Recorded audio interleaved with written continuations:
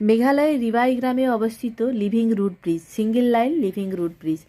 এই রিবাই গ্রাম মেঘালয়ের শিলং থেকে 82 কিলোমিটার দূরে অবস্থিত। এই গ্রামটি রেন ফরেস্টের অন্তর্গত এবং চেরাপুঞ্জি কাছাকাছি হওয়ার জন্য সারা বছর বৃষ্টি আর প্রচুর স্যাঁতস্যাঁতে ওয়েদার থাকে, যার কারণে নদীর উপর কাঠ বা অন্য কিছু দিয়ে ব্রিজ তৈরি করলেই ভেঙে পড়ে যেত। সেই কারণে এই গ্রামের অধিবাসীরা রাবার গাছের শেকড় আর ডালপালা দিয়ে অভিনব পদ্ধতিতে এই লিভিং রুট ব্রিজটি তৈরি করেছিলেন।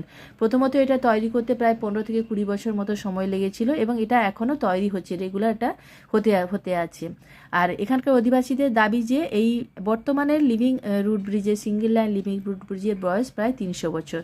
এখানে আসতে হলে মেঘালয়ের শিলং থেকে মেঘালয় ট্যুরিজমের বাসে সিট বুক করে আসা যায় কিংবা নিজস্ব গাড়িতেও আসা যায়। তবে পাবলিক ট্রান্সপোর্ট না নেওয়াই ভালো, পাবলিক ট্রান্সপোর্টের সুবিধা খুব একটা ভালো নয় এখানে আসার জন্য।